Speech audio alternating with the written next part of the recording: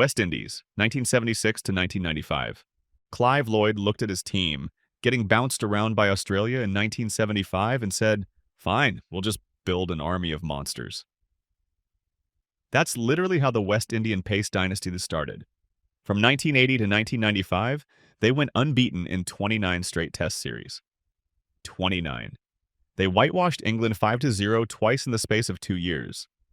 Against England in the entire 1980s, they played 24 tests, won 17, drew 7, lost exactly 0. But before this era, fast bowling was just one way to get wickets. After it, fast bowling became psychological warfare. Andy Roberts, Michael Holding, Joel Garner, Colin Croft, Malcolm Marshall, Curtly Ambrose, Courtney Walsh, they didn't just bowl fast, they made batting terrifying. They took 91% of their wickets with pace. 91%. No spin, no tricks, just 90 miles per hour thunderbolts until you either got out or developed a genuine fear of short balls. Every team since then has tried to copy that template. Pakistan, Australia, South Africa. They all built their identities around pace because West Indies proved it could dominate absolutely everything. Australia, 1999 to 2008. Okay, so Steve Waugh took over a good Australian side and turned them into a machine that didn't know how to lose. 16 consecutive test wins between 1999 and 2001. Then India stopped them in Kolkata. You know, the Laxman-Dravid 376-run partnership. But then Australia went and did it again. Another 16 straight test wins from 2005 to 2008. But the real impact wasn't the wins. It was the culture. Waugh introduced mental disintegration. Not just playing the opposition, but breaking them mentally. Australia didn't just want to beat you. They wanted to make you feel like you never belonged on the same field. And they backed it up with preparation that was insane for that era. They won 3 consecutive World Cups, 1999, 2003, 2007. Nobody else has ever done that. Before Australia 1999, teams just played cricket. After, teams had to be athletes. Fielding mattered, fitness mattered, having a competitive instinct mattered. They turned cricket into a professional sport where the mental game was as big as the technical one. You see a modern player diving to save a single run? That's Australia 1999. You see a team analyzing opposition weaknesses for hours? That's Australia 1999. They didn't just win trophies, they changed what it meant to be a cricketer. Pakistan, 1980s to 1992. Imran Khan in 1971 was a medium-pace bowler who batted a bit. By 1976, he'd transformed himself into one of the fastest bowlers on the planet through sheer willpower. At Sydney in 1976 to 77, he took 12 wickets in the match. In the West Indies that same year, he took 25 wickets in 3 tests against the most feared batting lineup in history. But here's what actually changed cricket. Imran proved that a subcontinent team could produce fast bowlers who could dominate anywhere. Before him, everyone thought Pakistan was a spin country. Imran made pace bowling Pakistan's identity. And as captain, he got better with age. In his last 10 years of cricket, from 1982 to 1992, he averaged 51 with the bat and 19 with the ball. At 39 years old, with a stress fracture in his shoulder, he led Pakistan to their first and only 50-over World Cup title in 1992. Wasim Akram was 22 and unplayable. Walker Yunus was 20 and bowling Yorkers that started at the batsman's toes. The impact? Pakistan became the factory of fast bowling. Wasim, Waqar, Shoaib Akhtar, Muhammad Asif, Wahab Riaz. Every generation since has produced terrifying quicks. And it all goes back to Imran proving that a Pakistani fast bowler could be the best in the world. He didn't just win a World Cup, he created a cricketing identity that still defines the country 3 decades later. Sri Lanka, 1996 to 2014. Before 1996, Sri Lanka was the team you scheduled for an easy win. Then Arjuna Ranatunga looked at the 1996 World Cup and said, "What if we just attack from ball 1? Sanath Jayasuriya and Romesh Kaluwitharana would destroy the first 15 overs, and then Aravinda de Silva would finish it. In the 1996 final against Australia, De Silva scored 107 not out and took 3 for 42. He literally won the final with both bat and ball. But the real impact was tactical.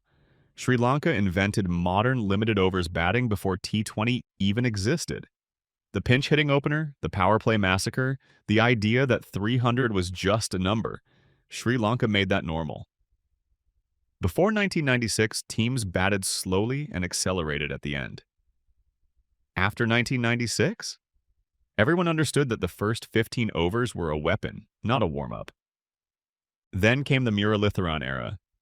800 test wickets, a record that'll probably never be broken.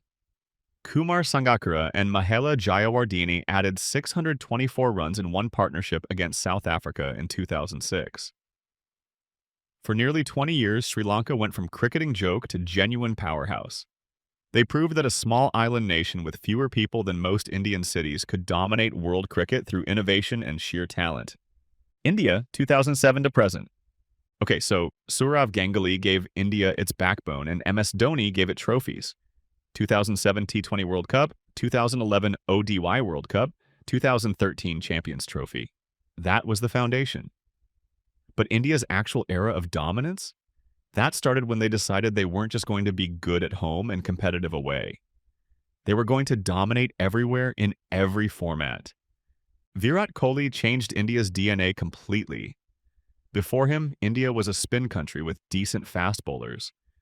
Under Kohli, India built a pace attack that could outgun anyone on any surface. In 2018 alone, Jasprit Bumrah, Mohammad Shami, and Ishant Sharma combined for more than 75% of India's test wickets. 75%. India became the first Asian team to win a test series in Australia, 2018-19, with pace, not spin. Kohli made fitness non-negotiable. He made aggression the default, and India held the #1 test ranking for 43 straight months. But here's where it gets ridiculous. In 2024, Rohit Sharma's India won the T20 World Cup, unbeaten through the entire tournament. First team ever to do that. And with that win, India became the only team in cricket history to hold every major ICC trophy across formats. T20 World Cup, ODI World Cup, Champions Trophy. Nobody else has done it. Not Australia, not England, nobody. The impact isn't just the trophies, it's the system. The IPL created a talent factory where a 20-year-old has already faced international bowlers in high-pressure situations for years before wearing an India cap. India's bench strength is so deep, they could literally field 2 competitive international teams. They went from being a cricket-loving country to being the country that controls cricket, economically, tactically, and competitively. If you want to understand modern cricket, you have to understand what India built. They didn't just become good, they became inevitable. England, 2015 to 2019. In 2015, England got knocked out of the World Cup in the group stages. They lost to Bangladesh. At that point, English one-day cricket was an embarrassment. They were still playing like it was 1992, accumulate slowly, keep wickets in hand, panic at the end. Eoin Morgan and Andrew Strauss looked at that disaster and said, "We're going to start over." They separated the red ball and white ball teams completely. They stopped picking test players who couldn't hit boundaries. They told Jason Roy and Alex Hales to just swing from the start. And they built a team specifically for the 2019 World Cup. The impact? England scored 481 against Australia at Trent Bridge in 2018, the highest ODI total ever at that point. Morgan himself hit 17 sixes in an innings against Afghanistan at the 2019 World Cup, a world record. And then they won that 2019 World Cup final at Lord's in a super over that was so chaotic, the ICC literally had to change the rules afterwards. But here's why this era actually matters. England changed how every team approaches 50-over cricket now. Before Morgan, teams thought in terms of building an innings. After Morgan, it's how many boundaries can we hit in the first 10 overs. They made aggression the default setting. Every team at the 2023 World Cup was basically trying to beat England 2019. That's not just winning, that's changing the sport. If this helped you understand why some teams didn't just win, they changed how cricket is actually played, hit that like button. Subscribe for more Cricket Explained Simply. Thanks for watching.